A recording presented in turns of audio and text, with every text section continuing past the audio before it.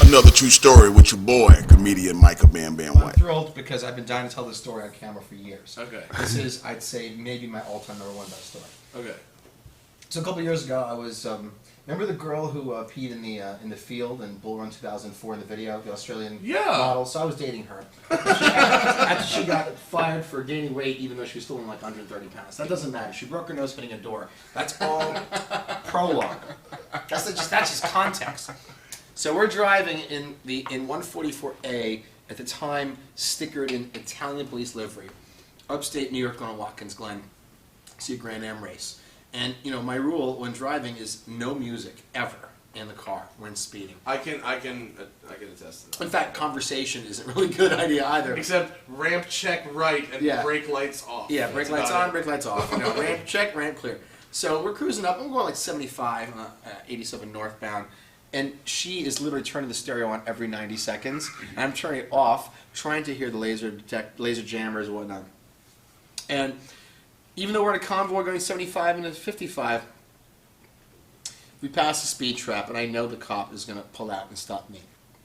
According to the Alex Roy protocols of high-speed driving, if you believe a cop is going to pull you over and you cannot escape, you pull over in advance and wait for him before the lights come on, because that will make the cop believe that you are a cop or that you know a cop. And especially when in an Italian police car, that's everything's in your favor, nothing to lose by pulling over in advance.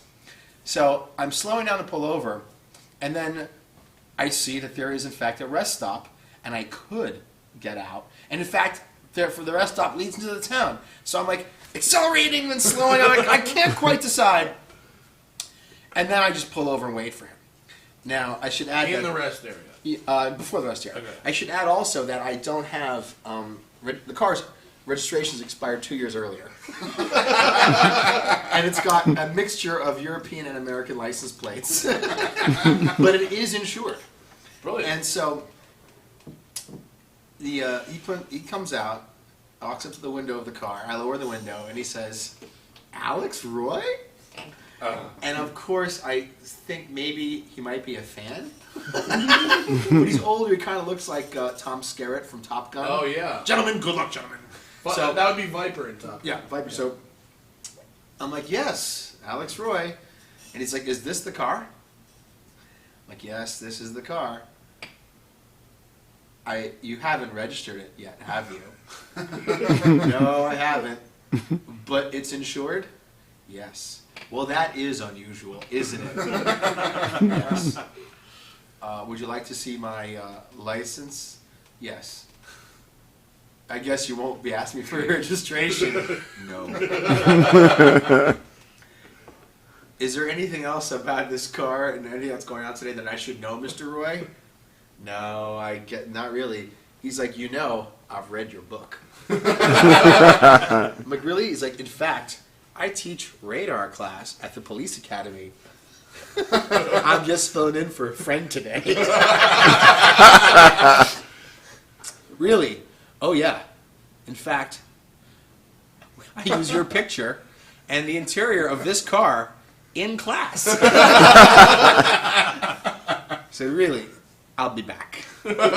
So, I mean, the scenario couldn't get any worse. He returns, well, I'm going to do you a favor. If it was anyone else, I would take the car and take you to jail. But you've been honest with me, and I want to tell everybody that I got you. So I've written you as many tickets as I can. It's going to be 7 tickets. Can you name them? Yeah, it was like obstruction of the dash, like 6 GPSs, 2 iPhones, like everything, the night vision screen, and the binoculars. Obstruction of the rear windshield, illegal lighting cluster in the front, illegal lighting in the back, illegal radio installation, illegal fuel cell, illegal exhaust, and speeding, and parking on the median. It was like everything, everything. So we get to Watkins Glen, and there's a guy in a crutches, like a crew cut, like 25 years old. And he's like, oh my God, Alex Roy, can I get your autograph? I'm like, not today, man, not today. Oh, please, I'm on crutches. All right. Come have lunch with me and my wife. All right. So we sit down, and I said, so you you get injured in Iraq or something with a crew cut? Oh, no. I mean, I just got out of the Marines, but I got injured my first day of work. No, second day of work. I'm like, what do you do? He's like, I'm a state trooper. I'm like, really? Dude, I just got 7 tickets. You helped me out. Let me see those tickets. He's like, oh my God, this was my teacher of radar class. This guy gave me your book. Everybody has to read it. So I'm like, really? He's like, oh man, this is real tough to fight. Here, come sit. Well, I'll tell you what you can do. So we're going back and forth, and I'm like, so how'd you get, break your leg? Oh, well, I was doing wheelies, the police bike, and this and that. I'm like, all right. He's like, yeah, listen, I'll tell you what. You want to get off this ticket. You need to go represent yourself in court. And when you get before the judge, you need to say, the judge is going to ask you if you have any corroborating evidence. And I need you to say the following phrase verbatim. Your Honor, I've got a lot of evidence. I'm like, but I don't have any evidence. No, I was like, no, you don't understand. It's like a code phrase in upstate New York in court. If, you have any evidence, Mr. Roy? Oh, yes, I've got a lot of evidence. I'm like, that's going to work? Trust me. So like 6 months later, I'm in Facebook now by this cop. Really nice guy. I go to court, and I get in there. And literally, there must have been 20 off-duty cops, all under the age of 25. Like the entire graduating class of 2007 is there, and they've all got my book in their hands. And they're all like, the whole audience, and the guy I know, and the fucking guy who teaches the police academy is there. Like, he's told everybody that I'm going to show. So I show.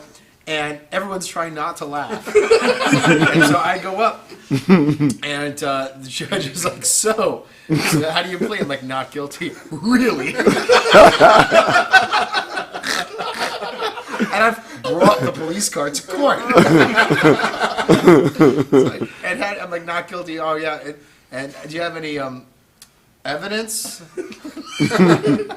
Your Honor, I've got a lot of evidence. Really? Would you like to see it? And I'm hoping, and I'm like, he's like, no, we won't need to see any of it. And then there's like a discussion, and the cop who's there is so mad because he knows that someone told me to say this.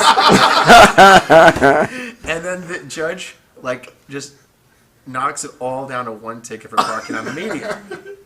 So I get outside, and people inside are fuming, but all the guys out there, they're like, dude, Alex Roy, oh my God. And so he's like, meet us at Denny's, but we can't go there with you because we'll all get in trouble. So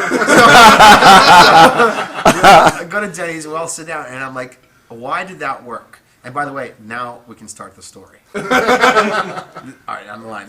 We're half through. I'm like, so why did that work? Why did that phrase work? He's like, well, on my first day as a trooper, I was sent to an address for a burglary report. And I had been to that address many times in high school to buy drugs. And I had just been in the Marines for 3 years, and it wasn't that many years ago I was buying drugs at this address. So I really don't want to go down there in my uniform. I know those guys. Luckily, the apartment was one at which I did not know the occupant. So I put on my sunglasses, hoping I wouldn't be recognized with my campaign hat. And I knocked on the door. I'm going to tell you the first person, as the cop told me. Mm-hmm. I knocked on the door, and 6 locks are unlocked. And the door opens like an inch, and it's 4 chains. And this woman's voice whispers out of the darkness, and the smell of cats is coming out of this apartment. And she's like, are you a cop? And it smelled so bad coming out of the apartment, I almost said no. But I'd already told the dispatcher I was there. So I said yes. She's like, you're going to need some backup for this investigation. Well, ma'am, I've got some backup right here. You're going to need some experts. I'll be the judge of that. May I come in? Okay. And she opens the chains and reveals an apartment in daylight with all the windows closed and the blinds closed.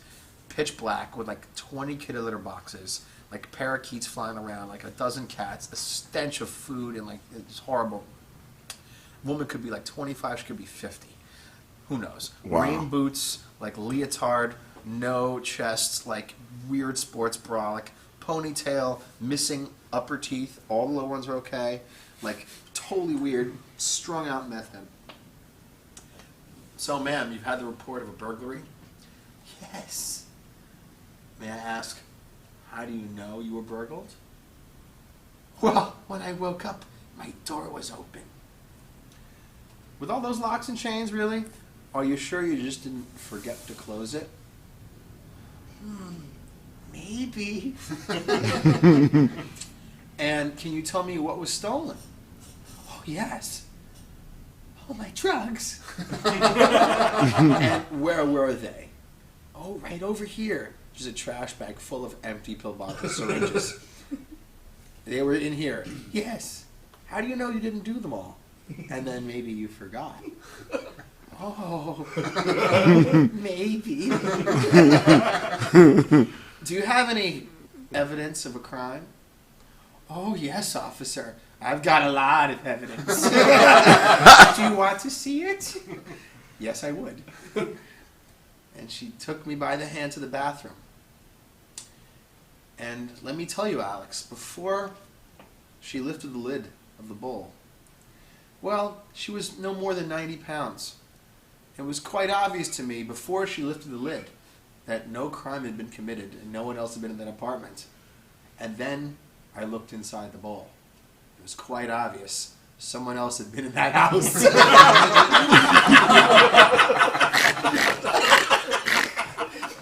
So I tried not to laugh, and she says, do you think you have the expertise to analyze this and ID whoever came into this? Do you have any backup?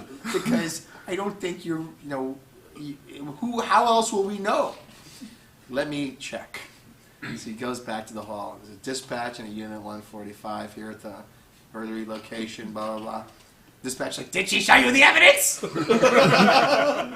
Yes, she did. And she's asked for some backup and maybe an expert to come down here.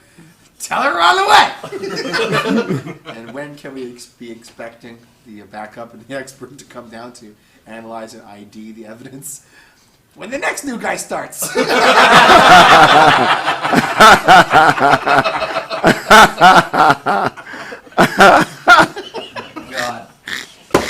There you go. True story. Apparently she likes to flush once a month. Incredible. Incredible.